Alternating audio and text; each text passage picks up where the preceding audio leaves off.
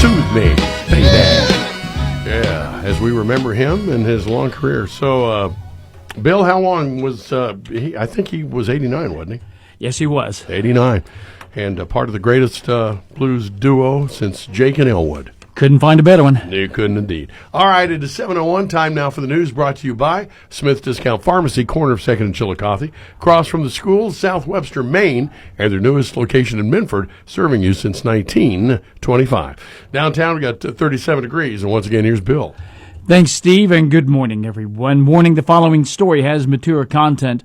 A 9-month-old child has been hospitalized with severe injuries, prompting the arrest of the child's mother, Kayla Williams, a 30-year-old resident of New Boston, who was arrested on multiple charges of child endangerment. Sauter County Sheriff David Thurman said his office was contacted by Children's Services. The call reported that the infant was being transported to Nationwide Children's Hospital with injuries including broken bones and a black eye. The child was initially taken by ambulance to SOMC, but was being transferred to Nationwide Children's Hospital in Columbus for evaluation by a child abuse team. Now, the following investigation revealed a timeline of injuries, with the oldest occurring approximately 10 days prior and the most recent 4 days ago.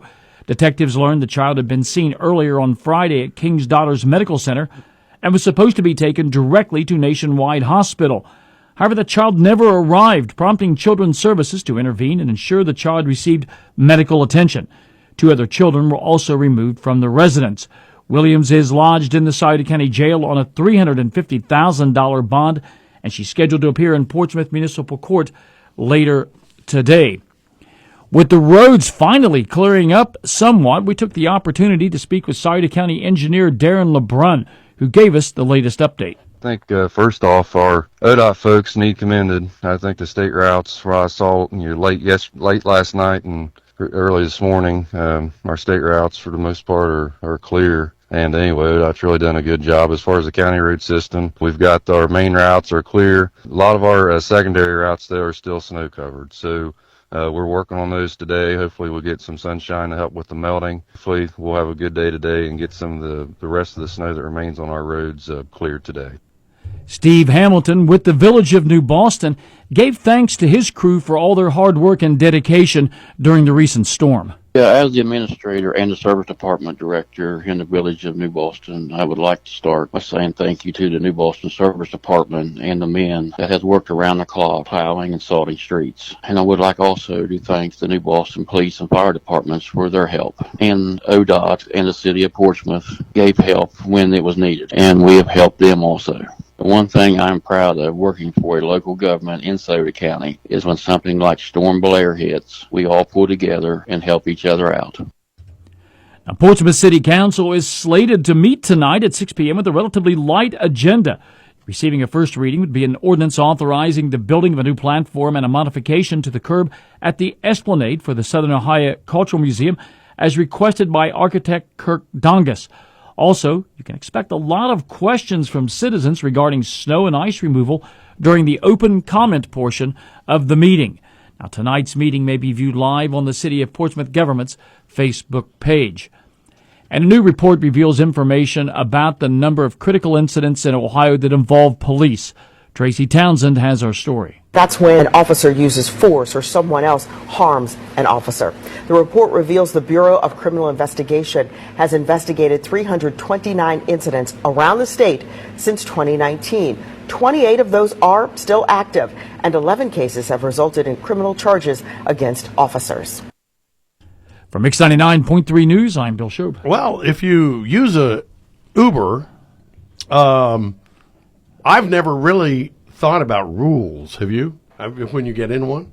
I've never used an Uber. Well, they're great, especially if you go to a destination, a city. You don't have a car, and most of your Ubers are there within 2-3 minutes, and you just hop in and they take you where you're going.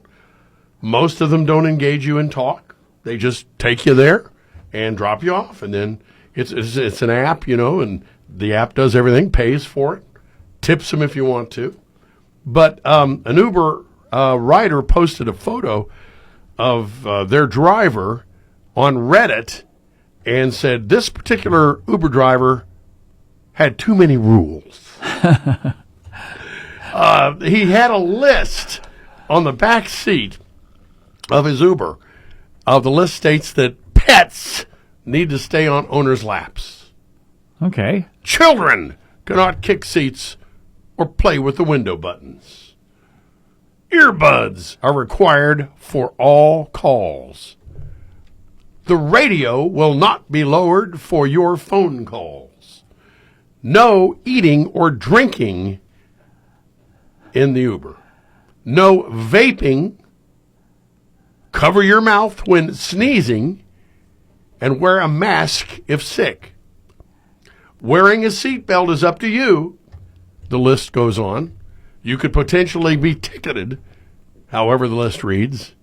That's going to be at my discretion before I finish reading it. One commuter joked and said, well, others agreed by the time you read all the rules, you'd be at your destination. Yes, you would. My gosh, I've never seen such a thing. Now, normally you just get in, and if they can speak English at all, they'll just go, hello, turn around, take you where you're going. There you go. We ain't got time for that. No, We ain't got time for that. That's a lot of reading and processing. Yes, it is. And when you drive with an Uber, all you want to do is just sit there and just go to wherever you're headed. And hope it's a clean ride. Normally it is. All right, man. Thank you, Bill Shope. This update brought to you by Smith Discount Pharmacy, corner of 2nd and Chillicothe, across from the school, South Webster, Maine. Their newest location in Memphis, serving you since 1925.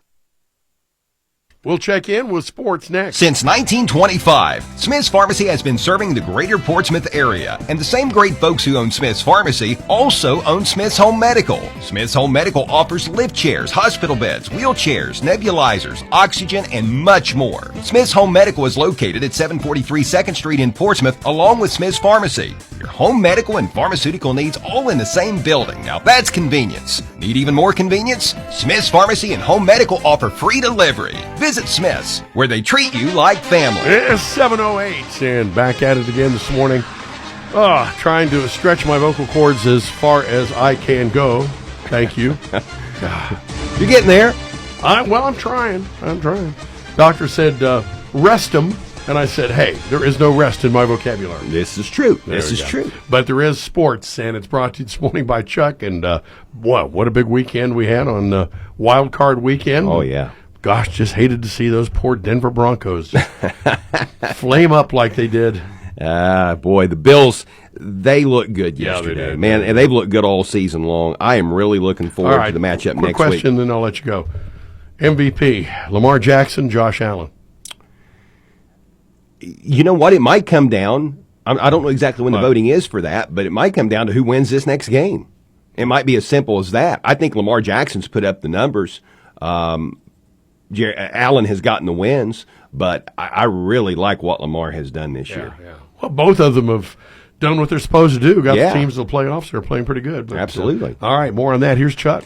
Let's start with Saturday's NFL wildcard games. The Texans took care of the Chargers 32-12. Houston quarterback and former Ohio State Buckeye C.J. Stroud threw for 282 yards and a touchdown in that game. In the late game Saturday, the Ravens doubled up on the Steelers 28-14. There were 3 games yesterday. The Bills blasted the Broncos 31-7. The Eagles ousted the Packers 22-10. And last night, the Commanders kicked the field goal on the final play, which hit off the upright and went through, as Washington defeated the Tampa Bay Buccaneers 23-20. Tonight, the wild card weekend will wrap up as the Vikings will square off against the Rams.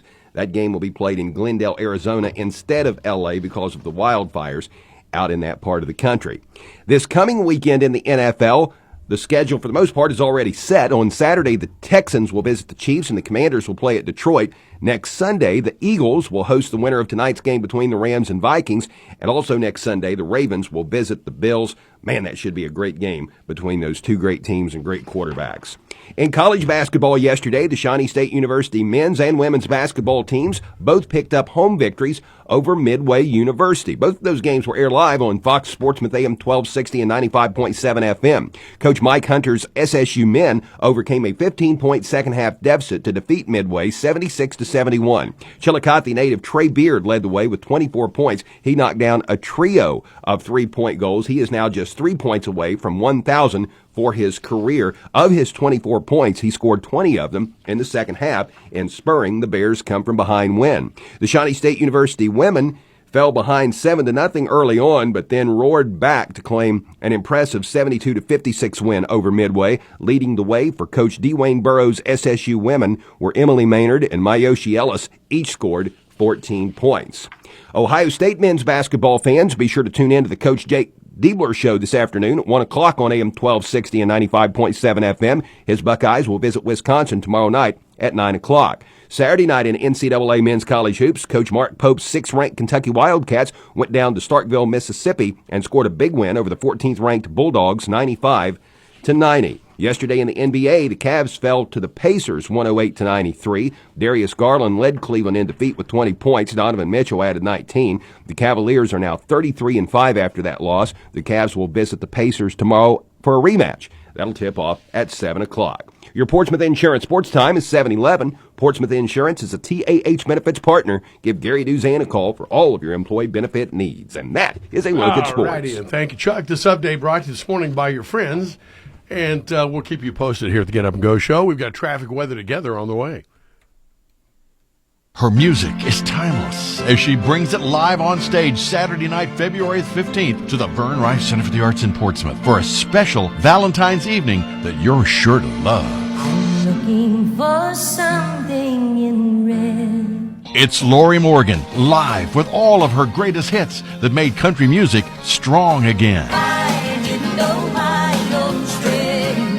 How can you say no to this one? What part of no don't you understand? Tickets start at just $25. For Lori Morgan, live by calling the McKinley box office at 351-3600 or simply go online to vrcfa.com. If I could be back in your arms again. Save your date for the perfect Valentine's Night of Love with Lori Morgan Saturday night, February 15th at the Vern Rice Center in Portsmouth. It just might be your luckiest night of the week. Except for Monday. Lori Morgan live is proudly presented by the Total Media Group. And traffic, a service of your friends at the East Side of River, 1024 Gouge Street. Of course, the River will be there with Dashing Darren, Will the Thrill, heard from him yesterday, man. And also Chase It on Grill, taking care of your Monday, your Lori Morgan Monday. And I'll have more on that coming up. This morning we don't have any accidents, but we do have, of course, the usual things we've got to deal with, which are side roads, very, very slick. Main roads, fine. We really didn't have that bad of a night because we didn't get below freezing. So hopefully if we have one more day where temperatures are, again, above 32, that'll help a little bit. All schools inside of the county but two, currently on a 2-hour delay. We got Clay, Bloom, Vernon, Minford, Northwest Valley, and the Vern Rife School providing limited bus service. Wheelersburg is on regular schedule, and Green School is closed, and that brought to you by Shawnee State, where some Kentucky counties qualify for in-state tuition, and traffic brought to you by the River, open 7 days a week. Weather, a service of the Scioto County Career Technical Center, where you can begin your career as a certified pharmacy technician. Financial aid is available for those who qualify. For more information, call 740-259-5526 or visit sciototech.org. First alert forecast from WSAZ. Mostly cloudy skies today with some isolated drizzle or even snizzle, with temperatures initially rising through the 30s but then crashing back down to the teens overnight tonight as another round of flurries pass by. Not too big of a deal there now. Mostly cloudy and cold on Tuesday. A new wave of light snow in the afternoon. Generally a dusting to an inch expected. Highs in the 20s.